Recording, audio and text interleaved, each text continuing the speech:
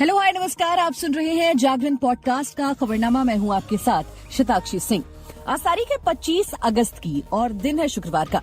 चलिए आपको बताते हैं आज दिन भर की तमाम बड़ी खबरें। देखिए आज खबरनामा के इस एपिसोड में बात करेंगे मोदी को ग्रीस का दूसरा सबसे बड़ा सम्मान मिला है, इसके बारे में आपको बताएंगे। वहीं ईडी ने सिसोदिया के नए बैंक अकाउंट की डिटेल मांगी है, इसके बारे में भी आपको बताएंगे। वहीं अमरमणि त्रिपाठी की रिहाई पर सुप्रीम कोर्ट ने कोई रोक नहीं लगाई है। यूपी सरकार को नोटिस जारी करके जवाब मांगा है। फैसले के बाद ये फैसला जब आया तो मधुमिता की बहन निधि रोने लगी।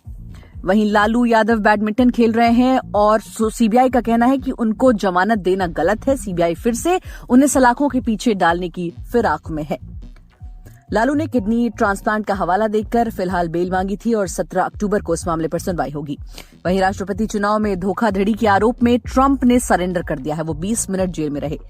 ट्रंप पहले ऐसे राष्ट्रपति हैं जिनकी तस्वीर आरोपी की तरह खींची गई। वहीं मोदी जिनपिंग मीटिंग पर भारत चीन के अलग अलग दावे हैं। विदेश मंत्रालय ने कहा है कि चीन की रिक्वेस्ट पर यह मुलाकात हुई थी। वहीं ड्रैगन ने कहा है कि भारत के कहने पर ये लीडर्स मिले थे। इसके बारे में भी आपको बताएंगे। वहीं सेबी ने अडानी हिंडनबर्ग केस में सुप्रीम कोर्ट में फाइल की स्टेटस रिपोर्ट और मार्केट रेगुलेटर ने इस पर कहा है कि इस मामले में 24 जांच में से 22 फाइनल और 2 इंटरीम। कर्मचारी चयन आयोग में वैकेंसी निकली है, 12 सितंबर तक आप इसमें अप्लाई कर सकते हैं। इसके बारे में भी आपको बताएंगे। वहीं नेशनल अवार्ड न मिलने से अनुपम खेर दुखी हो गए हैं। उनका कहना है कि ये मेरी बेस्ट परफॉर्मेंस थी। वहीं खेल जगत में नीरज चोपड़ा पेरिस ओलंपिक के लिए क्वालिफाई कर गए हैं। इसके बारे में भी आपको बताएंगे। तो चलिए अब विस्तार से खबरें जान लीजिए। प्रधानमंत्री नरेंद्र मोदी एक दिन के दौरे पर ग्रीस पर हैं। यहां दोनों देशों के बीच डेलीगेशन लेवल की बातचीत हुई। इसके बाद जॉइंट स्टेटमेंट में पीएम ने कहा कि हम पुराने दोस्तों की तरह एक दूसरे को समझते हैं। हम 2030 तक द्विपक्षीय व्यापार दोगुना करेंगे। पीएम ने ग्रीस के जंगलों में लगी आग में जान गंवाने वाले लोगों को श्रद्धांजलि दी। वहीं राष्ट्रपति कैटरीना सकेलारोपोउलो ने पीएम मोदी को सेरेमोनियल वेलकम दिया। उन्हें ग्रीस के दूसरे सर्वोच्च सम्मान यानी कि Grand Cross of the Order of Honour से सम्मानित किया गया। मोदी ने इस मौके पर कहा कि मैं सम्मान के लिए राष्ट्रपति, ग्रीस की सरकार और लोगों को धन्यवाद देता हूं। ये ग्रीस के लोगों का भारत के प्रति आदर भाव दर्शाता है। वहीं राउज एवेन्यू कोर्ट ने शुक्रवार 25 अगस्त को दिल्ली के पूर्व उप मुख्यमंत्री मनीष सिसोदिया को नया बैंक खाता खोलने से जुड़े डॉक्यूमेंट्स पर साइन करने की परमिशन दे दी। इसके बाद सिसोदिया नया बैंक अकाउंट खोल सकेंगे। सुनवाई स्पेशल जज एमके नागपाल ने की है। शराब नीति केस से जुड़े मनी लॉन्ड्रिंग मामले में प्रवर्तन निदेशालय ईडी ने सिसोदिया का पिछला बैंक खाता अटैच कर लिया था। सिसोदिया की रेगुलर बेल पर सुनवाई 4 सितंबर को होगी। सिसोदिया ने कोर्ट से कहा था कि वो पतपड़गंज से मौजूदा विधायक हैं और उनका वेतन ईडी के पास अटैच बैंक अकाउंट में जमा किया जा रहा है। उनका पिछला bank account bank of Baroda Shakarpur Delhi में था।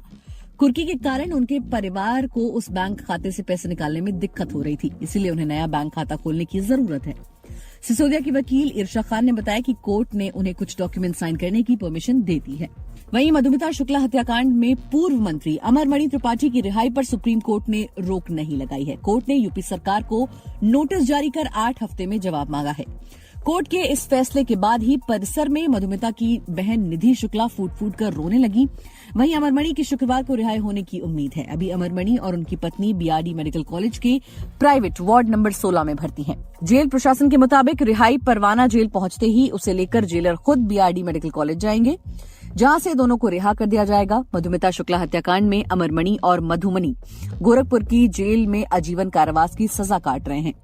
गुरुवार रात मधुमिता शुक्ला हत्याकांड में अमरमणि त्रिपाठी और उनकी पत्नी मधुमणि की रिहाई के आदेश कारागार प्रशासन और सुधार विभाग ने जारी किए थे। उनकी रिहाई के आदेश जारी होने से पहले ही मधुमिता की बहन निधि शुक्ला ने रिहाई के खिलाफ सुप्रीम कोर्ट में याचिका दायर की थी। इस याचिका पर शुक्रवार को सुनवाई के बाद सुप्रीम कोर्ट ने रिहाई पर रोक से इनकार कर दिया। वहीं चारा घोटाले में राजद सुप्रीमो लालू प्रसाद यादव की जमानत रद्द करने पर शुक्रवार को सुप्रीम कोर्ट में सुनवाई हुई। लालू यादव के वकील कपिल सिब्बल ने कोर्ट में किडनी ट्रांसप्लांट का हवाला देते हुए कहा कि सीबीआई लालू को दोबारा जेल भेजना चाहती है। सीबीआई के वकील ने इसका विरोध करते हुए कहा कि लालू यादव बैडमिंटन खेल रहे हैं, उनको जमानत देने का फैसला भी गलत था। सुनवाई के दौरान मैं ये साबित करूंगा। अब इस मामले में 17 अक्टूबर को सुनवाई होगी। चारा घोटाला मामले में सीबीआई ने 18 अगस्त को झारखंड हाईकोर्ट के फैसले के खिलाफ सुप्रीम कोर्ट में याचिका लगाई थी, जिसे कोर्ट ने मंजूर कर लिया था। सीबीआई ने याचिका में कहा है कि झारखंड हाईकोर्ट के जमानत के आदेश का आधार गलत है। लालू यादव ने सजा के मुताबिक समय जेल में नहीं बिताया है। सुनवाई से पहले मंत्री तेज प्रताप यादव ने कहा कि हमें कोर्ट पर भरोसा है। वहीं विदेशी खबरों की बात करें तो अमेरिका के राष्ट्रपति चुनाव में धोखाधड़ी के मामले में डोनाल्ड ट्रंप ने शुक्रवार सुबह फुलटन काउंटी पुलिस के सामने सरेंडर किया। इसके बाद पुलिस ने उन्हें अरेस्ट कर लिया और फुलटन काउंटी जेल ले गई। उन्हें पुलिस रिकॉर्ड में कैदी नंबर P01135809 के रूप में दर्ज किया गया।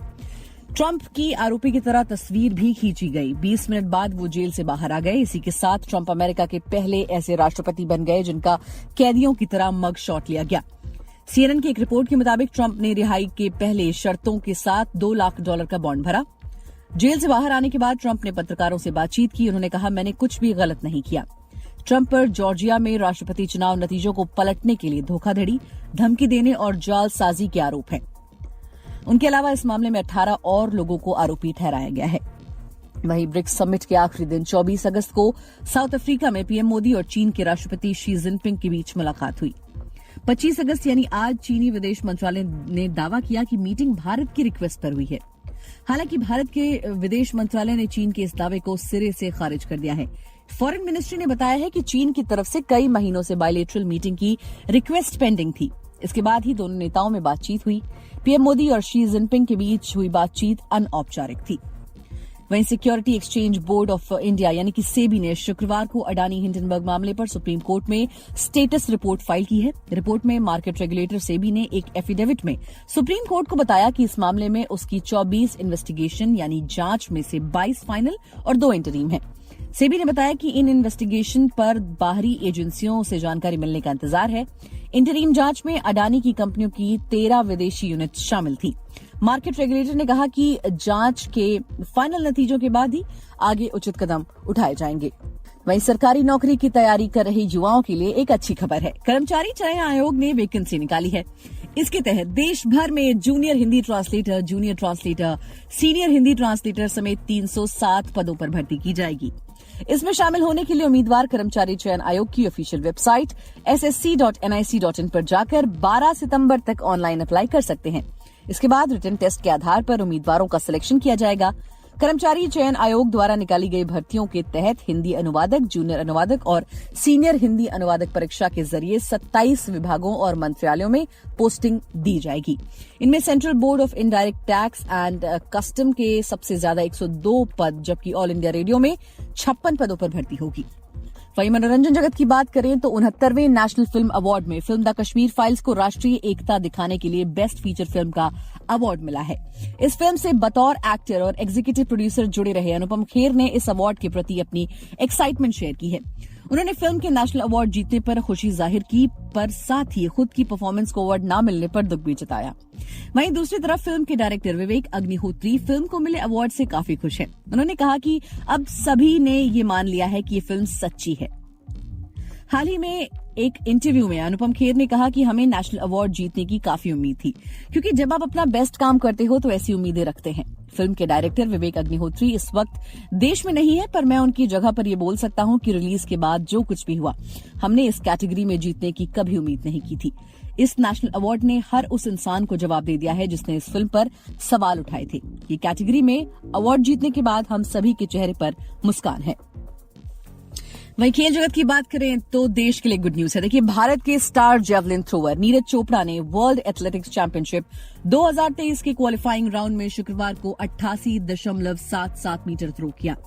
इसके साथ ही उन्होंने पेरिस ओलंपिक के लिए क्वालिफाई कर लिया। नीरज ने वर्ल्ड एथलेटिक्स चैंपियनशिप की फाइनल में भी जगह पक्की कर ली। पेरिस ओलंपिक की शुरुआत 26 जुलाई 2024 से होगी। वहीं वर्ल्ड एथलेटिक्स चैंपियनशिप का फाइनल 27 अगस्त यानी रविवार को खेला जाएगा। चोपड़ा ने अब तक एथलेटिक्स चैंपियनशिप में गोल्ड नहीं जीता है।